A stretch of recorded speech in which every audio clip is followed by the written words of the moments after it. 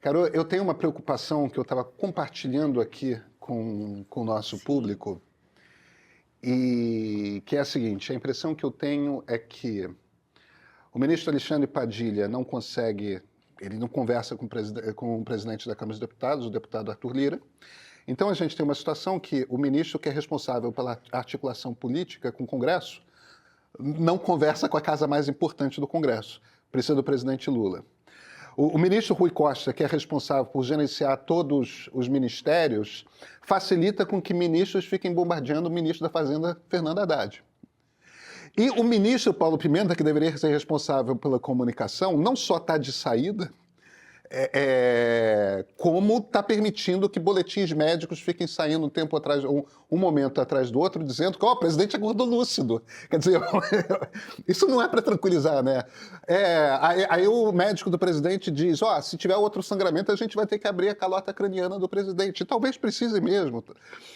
Mas é um governo que depende diretamente do presidente da República para operar.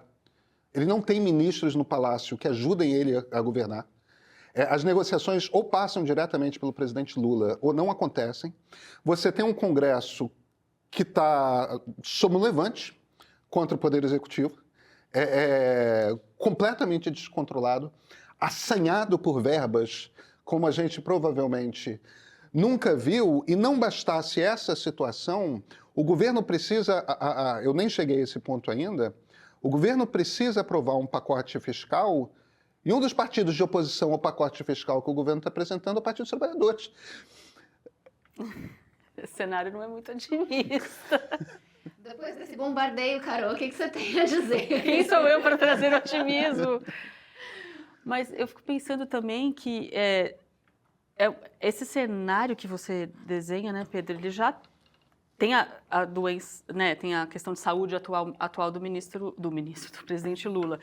É um cenário que já estava acontecendo, né? Esse Congresso agora está fazendo sangrar, está sendo oportunista num cenário atual que é esse que você desenha, que não tem muito como corrigir esse cenário que você desenha, que é o que está acontecendo. E é um Congresso muito, muito mais conservador e muito mais chantagista com o governo no executivo. E o que está acontecendo é isso. Acho que a gente tem. Eu não tenho mais hesitado em usar esse termo, porque. Mas eu concordo com você. A gente já tem muitas manifestações dessa chantagem, né? E aí a gente está vendo a votação de ontem do Senado, mas a gente também está num cenário à luz de uma tentativa do Executivo e do STF de apertar a questão das emendas. Gente, a gente está assistindo uma chantagem a céu aberto, né? Acho que é um pouco isso que está acontecendo. E nada do lado da costura política do Executivo tem ajudado a diminuir isso. A coisa que me preocupa, desculpa te interromper. Imagina. A coisa que me preocupa é o seguinte: a impressão que eu tenho é que o PT está completamente perdido. E você sabe que eu não sou uma pessoa de esquerda, mas independentemente disso, tem uma questão institucional que é o seguinte: o PT é um partido importante para a manutenção da organização da democracia brasileira. É o maior partido de esquerda, e não só é o maior partido de esquerda, como um partido que estará no segundo turno das eleições. Isso eu acho que é mais mérito do presidente Lula do que do Partido dos Trabalhadores, mas o presidente Lula, por méritos próprios, tem uma base de 28% a 30% dos votos, que é aquela coisa de: olha, se tudo der muito errado, o PT chega em segundo. Mas estará no segundo turno das eleições presidenciais. E do outro lado tem a direita. Talvez a gente dê sorte de ser uma direita normal, e eu listaria como direita normal o governador Ronaldo Caiado, o governador Ratinho Júnior. A gente pode estar no risco de ter uma direita que é difícil de caracterizar, entendeu? O governador Tarcísio de Freitas vai ser um cara do Kassab ou vai ser um cara do Bolsonaro? E uma coisa é muito diferente da outra. Sim. Então, vamos pegar um ponto, que é esse que você falou agora. A gente está falando de oportunismos, né? Eu comecei falando de oportunismos. Vamos falar também dos oportunismos do centro e de uma certa direita ou um centro democrático que também está gostando de ver o PT sangrar, que também está gostando de ver o governo sangrar nesse cenário, à luz disso que você acabou de falar, Pedro, que é, temos um Partido dos Trabalhadores que é importante, que segue forte, que estará nas eleições, estará no segundo turno. Esse campo político também não quer mais ver o PT forte assim e seguindo no segundo turno.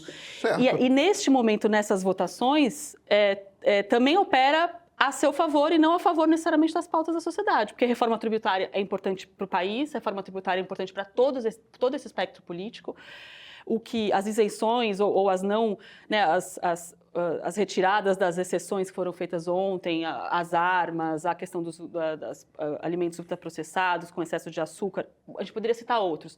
Também é contra a sociedade. E este campo político está votando sempre à luz de enfraquecer um partido que ainda tá forte. A gente também acho que tem que colocar isso no jogo. Não é só... Entende o ponto? Eu não discordo de você.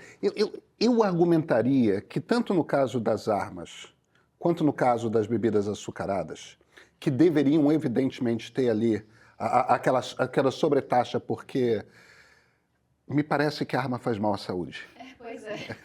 Eu acho que é razoável argumentar que Sim. A arma faz mal à saúde tanto quanto o refrigerante. É um item de primeira necessidade, né? Não me parece que seja, não me parece que seja. E mesmo as tentativas de mudança do Estatuto do Desarmamento, que nem no governo Bolsonaro conseguiu se revogar, conseguiu se mudar, e agora teve a votação da quarta-feira, Eu concordo ou seja, com você. Essa pressão e essa chantagem está vindo de todos os lados, não está vindo só da extrema Não está direita, vindo apenas da extrema-direita. Eu acho que dá para a gente argumentar que não é só oportunismo, também é lobby, também é dinheiro. Sim. Dinheiro de campanha, dinheiro... Quando a gente fala de bebida açucarada, por exemplo, quando a gente fala, que arma tem um complicador que é... A arma está ali do lado de aborto, naquelas coisas que são chamarizes ideológicos, né? São marcadores de posição ideológica e tal. Aí, bebida açucarada não é marcador de... Aquilo é só lobby. Aquilo é só grana de multinacional que está oferecendo para os deputados e para os senadores dinheiro, possivelmente dinheiro de... A maior parte desses dinheiros não é dinheiro tipo de botar no bolso, de corrupção, não. É campanha. É dinheiro para campanha. Entendeu? Não vou fazer doação, esse tipo de coisa, não oficial em geral, caixa 2, mas em essência é isso. E aí quando você tem uma situação dessas... É meio que do jogo de congresso aqui nos Estados Unidos, no Canadá, na França, em qualquer lugar do mundo, a gente não consegue. Mas, independentemente disso, eu concordo com você que existe uma chantagem, sim, da direita e não apenas da direita bolsonarista. É claro que existe. Mas, Caroa, o PT não se ajuda. Não, eu concordo. Isso não isenta, uma coisa não isenta a outra, não tira a outra. Mas eu acho que é um pouco a gente deveria chamar os dois campos à responsabilidade, entende? Obviamente que é esse campo, esse partido majoritário, hegemônico da esquerda brasileira, que sempre foi e atualmente ainda como você diz, a se organizar, a ter outros interlocutores, a ter novos interlocutores, a ter alternativas também para o campo político da esquerda. Quais são as alternativas do PT? Quais são os novos quadros jovens do PT? A gente viu nas eleições agora municipais, quadros nos municípios, mas quando você vai assistir, por exemplo, a entrevista da Gleisi Hoffmann logo após as eleições municipais, ela cita sempre os quadros mais históricos, mais antigos do PT. É como quase que ela não referendasse essa nova geração que, de alguma forma, está tentando fortalecer esse outro comportamento no Congresso. Eu concordo com você. Eu acho que está perdido, um estar perdido, sim, e é essa costura do governo que não está acontecendo. E todo mundo que está gostando de ver esse governo sangrar. Porque o que significa... Porque qual é o meu ponto, Pedro e Luísa? O que significa ver esse governo sangrar em 2024? Com o Trump reeleito nos Estados Unidos, com a comprovação da que a gente viu da tentativa de golpe de Estado no Brasil em 2022. O que significa o campo democrático brasileiro querer que esse governo continue sangrando? É diferente de querer que o Lula II sangrasse em 2008. entende? Do que ver o Lula sangrar, o Lula 3 sangrar. Eu estou citando o presidente Lula porque é ele que está no governo de novo nesse momento. Poderia citar um outro governante do Partido dos Trabalhadores. O que significa ver esse PT sangrar neste cenário? Temos todos responsabilidade sobre isso. Acho que é um pouco nesse sentido que eu estou querendo dizer, Pedro. E essa responsabilização do Congresso, ela é muito difícil, né? Do ponto de vista da sociedade mesmo, porque sempre parece que como o Poder Executivo ele é centrado numa pessoa, é muito mais fácil você atribuir responsabilidades, atribuir culpas, do que é para a população entender que o Congresso também tem essa parcela, né? A gente está aqui com a Paula escrevendo para a gente pelo chat do YouTube, dizendo, que bom que alguém falou sobre essa inércia do centro. Porque também é aquela coisa meio, você não sabe de quem é a responsabilidade direito, todo mundo votou, então não dá para você individualizar a culpa, né? Que é o que precisa quando você vai atribuir as culpas a cada um. Então, isso também gera uma dificuldade, né, nessa atribuição de responsabilidade. Eu fico pensando, tem toda essa inoperância do governo e da articulação do executivo que deveria acontecer com o Congresso, que o Pedro retratou super bem, que eu concordo. Onde estão os partidos dessa outra base mais ampliada? Eu poderia chamar de centro-esquerda ou até o centro. Onde estão os parlamentares do PSB? Onde estão os parlamentares do PDT? Onde estão os parlamentares, ainda do que sejam do PSD? Qual é a postura deles com relação a essas reformas importantes que a gente tem que aprovar para o país? Talvez a gente também devesse estar perguntando a eles e a elas qual é a postura, qual é o seu plano para o país neste cenário? Porque esse cenário que você retrata, Pedro, é o mesmo cenário para todo mundo. Então, é um cenário onde o presidente que tem essa liderança e esse papel está com uma questão de saúde. É um cenário onde o PT tem essa força que tem, é o segundo partido, mesmo depois de tudo que aconteceu. É um cenário onde tem uma fragilidade esse é o cenário para todo mundo. E como que esses outros partidos estão se comportando? Eu acho que a pergunta é legítima. Uma das dificuldades que a gente começa é com a coisa de definição de centro. Aquilo que eu chamo centro no Brasil, eu acho que é um troço que não existe, tá? Possivelmente eu também, mas aqui eu estou tentando falar de um campo democrático. Tudo bem, aquilo que o PSDB representou na década de 1990 é um troço que não tem voto no Brasil de hoje. Eu gostaria que tivesse, mas é um troço que não tem voto no Brasil de hoje. E a partir do momento que não tem voto, não tem força no Congresso, não tem bancada, não tem... A gente pode chamar o que o Kassab representa de... como é que eu divido? Eu faço uma divisão. Como é que é a maneira que eu entendo as forças políticas no Brasil? Talvez a Luísa já tenha me ouvido descrever isso. Eu acho que tem uma coisa que é uma herança da Primeira República, que você tem um partido que é um partido representante das grandes chefias regionais. Entendeu? A gente chamava essa turma de coronéis e caudilhos ali em 1910, 1920, 1930. O apelido meio que ficou, mas a maneira como se organizam politicamente já não... Se você vai para a Segunda República, eu chamo de... Eu uso a maneira como o Sérgio Magalhães usa... Desculpa, o Sérgio Abranches usa, que é chamar de repúblicas e ditaduras. Né? Você tem a primeira ditadura, a primeira república, a segunda ditadura, a segunda república, a terceira ditadura, a terceira república. A gente estaria na terceira república. Se você pega a república de 46 a 64, esse grupo estaria no PSD. Entendeu? Esse partido dessas chefias regionais. Se você vai para a nossa terceira república... Os dois partidos que agregaram essa turma são PMDB e PFL, que eram os partidos fortes, que tinham essa representação, que não são partidos fortes nacionalmente, mas são partidos que agregam os principais líderes regionais importantes. E, portanto, têm uma importância na composição política. Aí você tem um segundo partido, que é o partido que dava os presidentes da República na Primeira República, na República Velha, e que é meio que é o DN na Segunda República, e que é o PSDB na Terceira República, até o PSDB se desfacelar nas mãos do Aécio Neves, ali a partir de 2014. Que é um partido meio que de uma classe média tecnocrática, tende a ser liberal, mas essa coisa de a turma que antigamente se formava na Faculdade de Direito do Largo de São Francisco, tal, que é um partido das classes médias urbanas, que é um partido...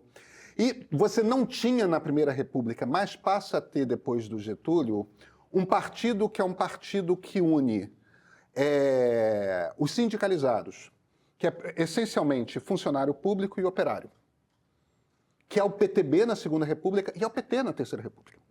Tá certo? Então você tem essas três estruturas políticas, porque é meio que como você distribui os grupos de pressão que têm poder na sociedade brasileira, que é a classe média urbana, que são os sindicalizados, os operários e o funcionalismo público, e esses grupos com poder local, com poder regional. Esse troço meio que se desmontou da estrutura política. A classe média urbana está organizada de outras formas também. Essa classe média urbana meio que se espatifou em coisas diferentes, né? Operário deixou de existir porque a indústria automatizou no mundo todo. Então, esse troço que na Europa fazia base da social-democracia, desfacelou. Então, o PT hoje ainda tem, se você vai lá, quais são os sindicatos importantes dentro do PT hoje? É o sindicato dos professores e é o sindicato dos petroleiros. Você não tem mais o ABCD presente. Eu sempre lembro da Luísa, que a Luísa é de lá. O ABCD, que é fundamental para você entender de onde vem a força política do PT, porque naqueles operários tinha uma força imensa por conta da sua capacidade de organização, de falar com uma só voz. Esse troço se desfacelou, esse troço se desmontou. Então você tem uma sociedade que está se reorganizando, e aí você tem esses outros dois grupos, que são mérito de surgimento da Nova República, que é o Centro-Oeste, que só tinha uma política fisiológica, deixou de ter. Existe uma base de opinião. A gente pode achar os caras até reacionários. E talvez sejam. Mas existe uma base de opinião ali no Centro-Oeste. Existe uma cultura política no Centro-Oeste e uma vontade de expressar por uma visão política. Não é mais uma máquina fisiológica como era. Então, de certa forma, aquilo que a gente chamava de centrão, aquilo que dava base para PMDB, para PFL, aquele troço meio que se desfacelou. E você tem essa outra coisa surgindo nos centros urbanos, que a Carol é uma especialista, que é a periferia urbana hoje funciona como uma classe média. Ela não funciona mais como pessoas desesperadas que precisam pagar por teto e pagar por comida. As preocupações já são preocupações de valores, já são preocupações de expectativas. A gente olha, em geral, como evangélicos, mas não são apenas evangélicos. Então, você tem esses dois grupos, esse centro-oeste e essa periferia urbana, que meio que estão pactuados politicamente. A impressão, sabe, Carol, é que entre a Primeira República e a Segunda República, se estruturou uma maneira de organização partidária, política partidária no Brasil, que representava, de fato, o que o país era. Após a Constituição de 88, a gente continuou com o espelho daquela representação. O Brasil mudou demais, aquilo não vive mais. Então, mas vamos pegar esse raciocínio que eu acho perfeito, maravilhoso, esse cenário todo. Você, inclusive, nos ensina em outros cenários sobre isso, né, Pedro? Exatamente esse ponto. Aí a gente tem, nesse cenário, essas mudanças sociais, aí a gente tem um partido grande de esquerda que de alguma forma, a gente acompanhando, né, você sabe que eu acompanho mais por dentro, né, os congressos dos partidos, especialmente do PT, como observadora, como pesquisadora, as mudanças, e a gente vê um partido que de alguma forma está cometendo muitos erros, a gente vê isso nas eleições municipais, mas que tem disputas internas e está mexendo as suas estruturas internas para orientar, vamos chamar aqui de Titanic, no sentido de que é difícil fazer a curva do Titanic, né? Agora, esses outros... Eu nem chamaria de Titanic, eu chamaria de transatlântico. Pode porque ser. Se Titanic vai afundar, você está pressupondo que vai... Exato. E não está dado que o PT vai afundar. Não, de maneira nenhuma. A minha metáfora ela nem vem por aí. Ela só pensou num grande navio que não faz a curva. Um transatlântico. Ao passo que os outros... A gente vai poder... O PSL, outros partidos que vão surgindo... pegam essa carona, só que aqui a gente está falando de partidos com princípios. É difícil você mover um Titanic com princípios no diálogo com as suas bases. Claro que é. Esses outros partidos da centro-direita estão se adequando mais a essas mudanças da classe média? Sim, sem princípios. é mais fácil negociar, ou talvez com alguns princípios mais fácil de negociar. Estão sendo mais imediatistas e mais oportunistas. E estão conseguindo construir uma cola que faça um reflexo mais quase que cotidiano com essa base, mas em ponto de vista de desenho de um projeto para o país ou de políticas, aí a coisa começa a complicar. E a gente está vendo isso nos cenários dos governos e tal. Então, um pouco é difícil comparar. E aí, vamos pegar o PSDB, então. Acabou. Então, Acabou. a gente está pegando um outro que tinha princípios, que sim era mais difícil se mover, e aí foi por dentro destruído, né? Por dentro. Figuras entraram, fizeram um Inception praticamente, um cavalo de Troia no PSDB, e ele foi destruído. Então, a gente está falando de um transatlântico com princípios que está buscando se mover e organizando o campo da esquerda. A gente está falando de um centro, uma social-democracia que, organizada partidariamente, acabou. E está precisando se redesenhar, vai ser pelo PSB, vai ser pela nova federação, porque fala-se muito das novas federações que vão ter que ser feitas agora. PSB com PDT, com partes... Quais são as federações que vão ser feitas? Como que o PSD do Kassab vai se comportar após essas eleições? A gente vê sinais... Porque o mesmo PSD, muito fisiológico em alguns espaços, é o PSD do atual prefeito do Rio de Janeiro. Sim. Que é exemplo de gestor para muitas coisas que a gente está falando aqui. Então, é o mesmo PSD. Esse PSD é a mesma coisa. É o mesmo... E só para terminar o raciocínio, a gente tem outro transatlântico que faz curvas dá cavalos de pau muito rápidos. Este é o cenário, me parece. Esse é o cenário. Eu concordo com o desenho de cenário que você fez. A minha preocupação é o seguinte... Eu acho, e aí é uma preocupação, não como eleitor de esquerda, porque eu não sou, mas uma preocupação com a democracia brasileira. O PT tem que entender que o cenário é adverso, que a sociedade se tornou mais conservadora, e ele precisa conseguir entrar na linha mais rápido. Eu sei que... O transatlântico precisa fazer a curva mais rápido. Precisa fazer a curva mais rápido, porque, Carol, não dá para fingir que o presidente Lula não tem uma questão com idade. Não, eu estou concordando. Eu sei disso. Eu sei que você não está discordando disso. Não dá para fingir que o presidente Lula não tem um problema de idade. Ele tomou um tombo de um banquinho e ao tomar o tombo de um banquinho, ele acaba de passar pela segunda cirurgia no cérebro e existe a hipótese de que talvez ele precise abrir a calota craniana. Isso é um cenário absolutamente apavorante. Cirurgia no cérebro é um dos troços mais delicados. E não adianta, você vai tendo uma decadência. No caso, uma decadência física, qualquer um de nós que chega aos 80 vai passar por isso. Tem uma hora que a tarefa de presidir um país não deveria estar nas mãos de um ser humano de 80 anos de idade. Tudo bem, Lula é o Lula, não tem outro Lula, e aí o PT fica dependente disso. Me parece claro que o sucessor do Lula no PT, como candidato à presidência, é o ministro Fernando Haddad. Parece que o Lula está convicto disso, e a opinião do Lula é relevante nesse negócio. Foi o Haddad que assumiu a candidatura quando o Lula foi impossibilitado pela direita. Bem, se não está claro para o PT que é para fechar ao redor do Haddad e vamos lá... Talvez esteja, Pedro. Mas se a presidente do PT está dizendo que não quer votar, que o PT não vai votar no plano no plano que representa a responsabilidade fiscal que o governo está oferecendo, que o ministro Fernando Haddad está oferecendo, no momento que o resto do Congresso está chantageando, o Waldo Cruz hoje no G1, ele faz um comentário que ele ouviu de vários líderes de partidos do Centrão. O PT não está defendendo esse negócio que causa desgaste, a gente vai fazer porque os líderes do Centrão têm toda a razão. Não, eu concordo.